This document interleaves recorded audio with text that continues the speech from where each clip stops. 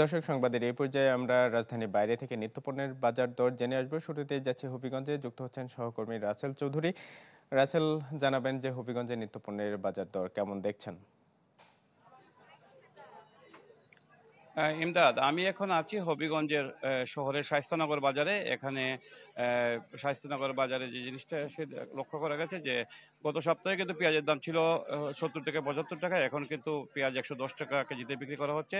এছাড়া ভোজ্য তেল 5 লিটার যে সোয়াবিন তেল, এটি ছিল 900 থেকে 910 টাকা, 920 টাকা বিক্রি করা হচ্ছে।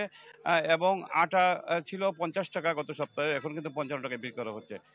এছাড়া কিন্তু বাকি জিনিসের দাম কিন্তু মোটামুটি স্বাভাবিক রয়েছে। বিশেষ করে চিনি 100 টাকা, রসুন 140 টাকা, আদা 150 টাকা এবং মুসুরি ডাল 170 টাকা কেজিতে বিক্রি করা হচ্ছে। তবে দাম কমেছে ডিমের। ডিম হালিপতি দেশি মুরগির যেটি ডিম 45 টাকা ছিল, এখন 40 টাকা বিক্রি করা হচ্ছে। আর হাঁসের ডিম যেটি 65 টাকা ছিল, এটা 60 টাকায় বিক্রি করা হচ্ছে। এছাড়া কিন্তু ব্রয়লার মুরগ 160 থেকে 170 টাকা বিক্রি করা হচ্ছে। কক মুরগ যেটি 290 থেকে 300 টাকায় বিক্রি করা হচ্ছে এবং দেশি মুরগ 550 টাকা কেজিতে বিক্রি করা হচ্ছে। আহ, শীতের সবজি বাজারে আসলো, কিন্তু সবজির দাম কিন্তু এখনো কমেনি, মানুষের হাতের নাগালে আসেনি। বিশেষ করে ফুলকপি 100 টাকায় বিক্রি করা হচ্ছে, কাঁচামরিচ 110 টাকা, বাঁধাকপি 60 টাকা এবং অন্যান্য সবজির দামও কিন্তু অনেক বেশি। সাধারণ ক্রেতারা যেটা মনে করেন যে বাজার মনিটরিং যদি জোরদার করা না হয়, তাহলে কিন্তু বাজারের যে দাম নিয়ন্ত্রণ আনা সম্ভব নয়। রাসেল, ধন্যবাদ আপনাকে। ফিনলে ইংলিশ ব্রেকফাস্টটি, যার কড়া স্বাদ আর সতেজ সুবাস দেয় চুমুকে চমৎকার একটা দিন। দর্শক, সংবাদের এই বিরতির আগে আমরা হবিগঞ্জের বাজার দর দেখছিলাম। এবার যাচ্ছে রাঙামাটিতে, সেখান থেকে যুক্ত হচ্ছেন সহকর্মী জিয়াউল হক। জিয়াউল হক, জানাবেন যে রাঙামাটিতে নিত্যপণ্যের যোগান কেমন, সেই সাথে দাম কেমন দেখছেন?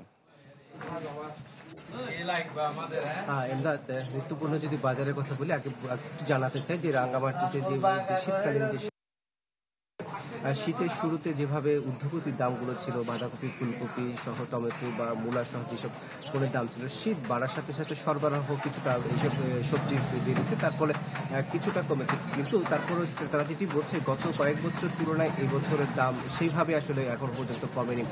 যে ফুলকপি ও বাঁধাকপিগুলো এখন বিক্রি হচ্ছে প্রায় 80 থেকে 90 টাকা করে কেজি দরে বিক্রি হচ্ছে, যেটি গত বছর বা অন্যান্য বছরের তুলনায় সেটি আসলে 40 থেকে 50 টাকা পাওয়া যেত বলে তারা আমাদেরকে জানিয়েছেন।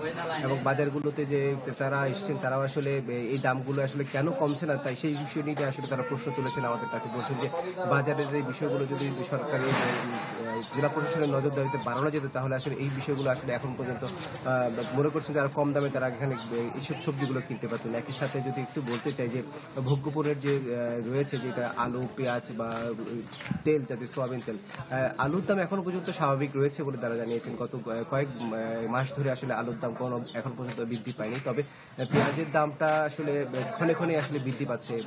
তারা ক্রেতারা যে বিক্রেতা যেটি বলছেন যে ভারত থেকে আমদানি না হওয়ার কারণে আসলে এই দামটি বৃদ্ধি পেয়েছে। এবং সোয়াবিন তেলের দাম আসলে দাম বাড়ার পরে আসলে সরবরাহ সেভাবে হচ্ছে না বলে এখনো পর্যন্ত দোকানগুলোতে সেভাবে সোয়াবিন তেলের সরবরাহ নাই এবং এই কারণে দামও কিছুটা বৃদ্ধি পেয়েছে বলে তারা আমাদের জানিয়েছেন।